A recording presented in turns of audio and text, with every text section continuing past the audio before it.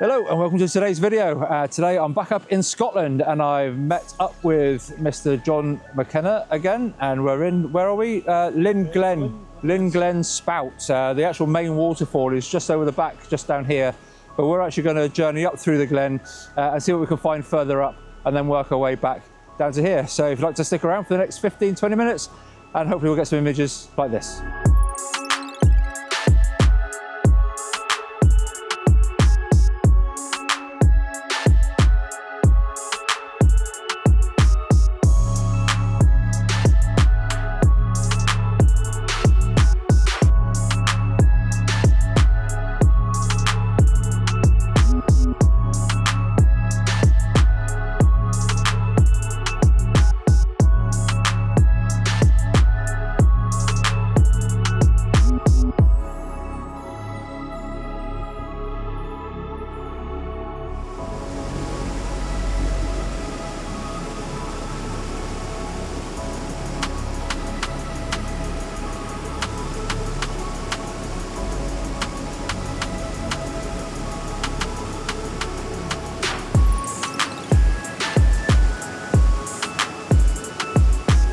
So this is what we're looking at, a very obvious shot with the boulder and the cascade in the background.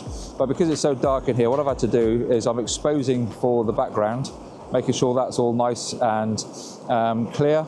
I've got the white water coming over there, which is obviously you can see that it's blown out. So what I've done is I've not changed anything apart from a few settings. And if I go to the next picture, you see everything's gone and we've just got a shot for the detail. And what we can do, we can overlay that in Photoshop and paint that in. And hopefully it should look something like this.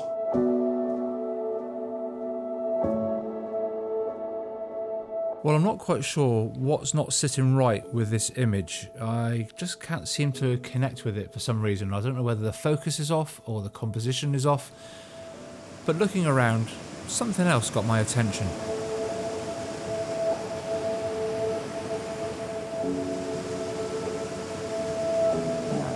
So here I am, 56 years of age, still playing with bubbles and getting very excited about it.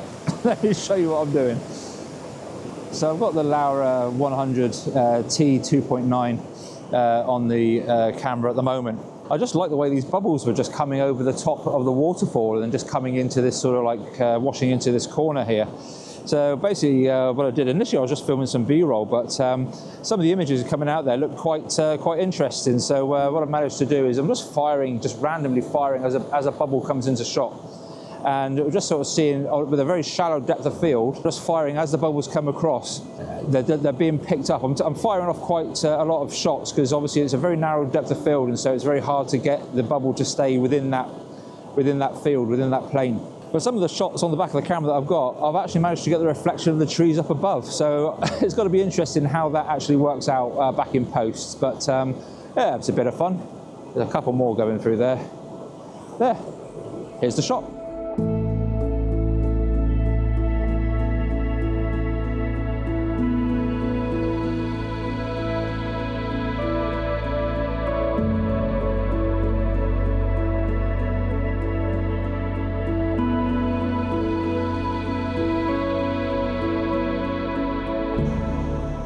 Before moving on, John wanted to show me his latest party trick.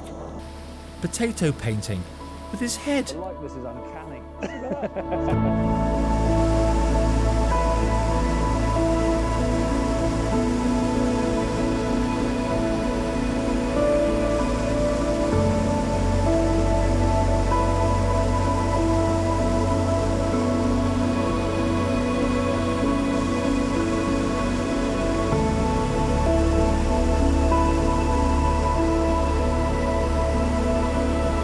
So we've just come down, working our way down the glen a little bit, back down towards the car, and we've come across this lovely sort of series of cascades. Now I've just let John get on there and take the first shots, and which is quite nice. It just gives you time to sort of soak in the kind of the atmosphere of what's going on in the place and try and work out sort of something, some other sort of compositions as well. So the thing is, what I'm struggling with here is, you see on the far side you've got lots of overhanging branches and stuff like that, which has got the potential of making the shot very messy. there is a fallen down log over in the background, but I quite like the idea of using that one. So we'll see how we go. So as you can see, you've got the nice, beautiful horseshoe shape, and you've got that nice sort of log in the background and the background cascade. Now, what I've done is you've got a lot of sort of like empty space-ish here. Now, obviously, I've not got a polarizer filter on here, so you've got quite a lot of reflection going on here and here. But what I've done is I put the polarizer on the camera, and that's gone very dark, that's gone very dark. And I'm just picking up on these sort of rocks and what have you here. Now, I'll just try and get myself down here. Let's turn you down so you can see roughly what I'm trying to do here.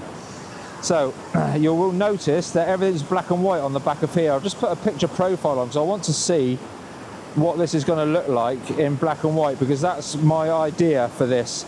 As you can see, I've closed up that distance in the middle, made a bit more of a feature of here, and I want to balance up the top. So I've included a little bit of sky because I want to balance up the top of the shot with all the white that's going on below.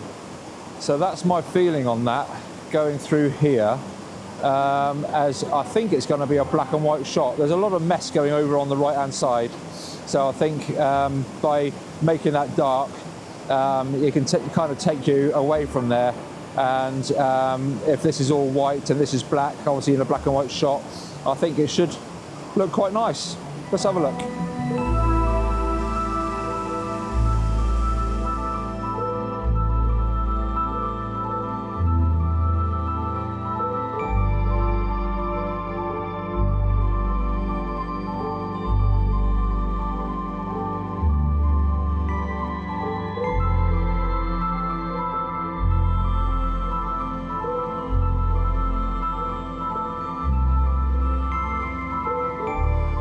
Okay, so I've just moved myself back a little bit from that image that I just showed you just now. I still wanted to take into consideration the log and stuff in the background. I mean, it looks messy, but I think it can work. It kind of adds a little bit of something to the image. So I'll turn you around and I'll just talk you through what I've done here. What I've also had to do as well is, because I don't have the fitting on the front of the 100 to 400 for the variable ND filter, I can't take the reflection out of the water, so I basically had to narrow it down. The reflective surface, I've narrowed it down by sort of like angling the camera in such a way that just kind of has it minimal. And I'm having to play with the aperture so that I can get enough light to make the waterfalls sort of streaky and milky, but also gives me enough. It's hard to explain. It's been a bit of a thing to try and sort of get everything balanced so that I can get the picture that I want. And having that black and white profile on the camera is kind of working. It's giving me an idea. But let's have a look at the image.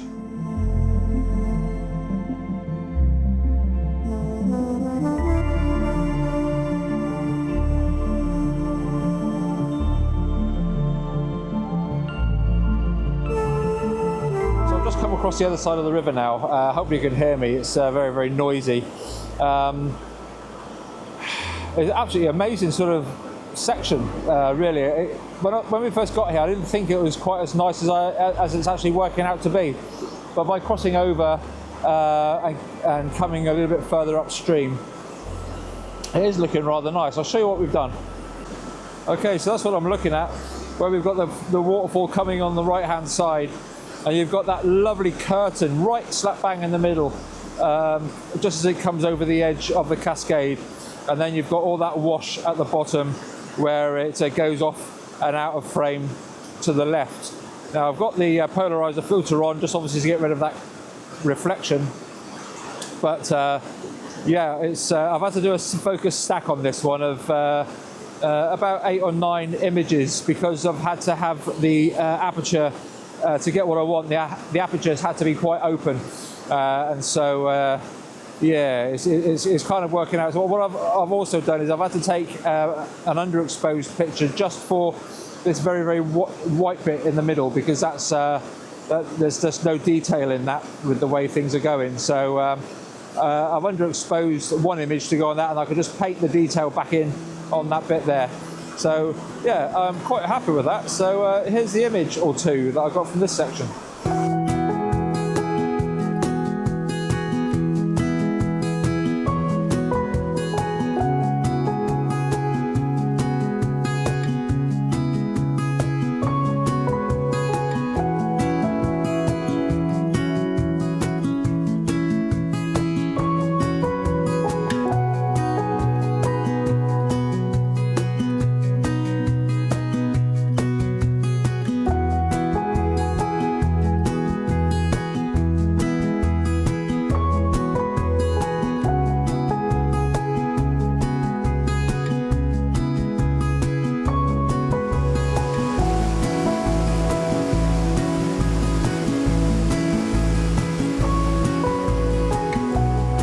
Okay, well I've come down to the main waterfall in this glen, so absolutely beautiful.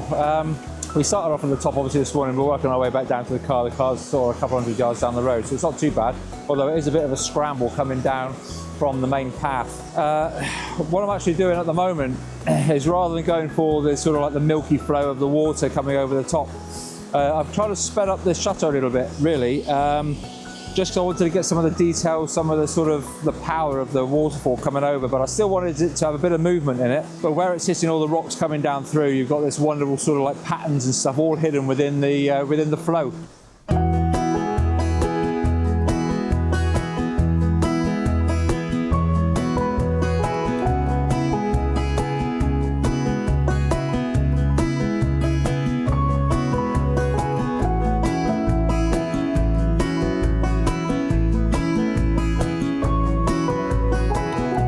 I thought just for something different, or something more of the same. I don't know really.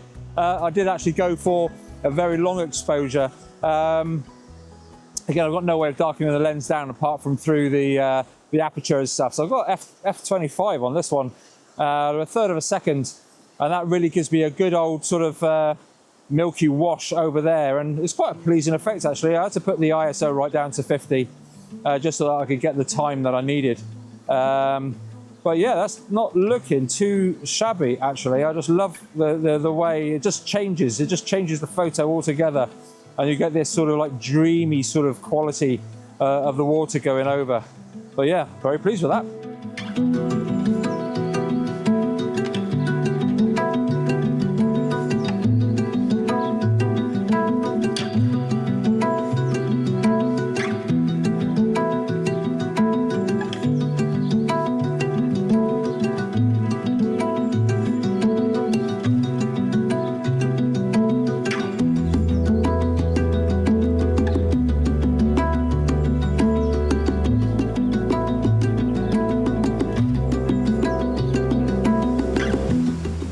Well, that's it for today's episode. Thanks to John for his time and consideration on this one. I've put a link to his channel in the description below, where you'll also find affiliate links to all the gear that I use.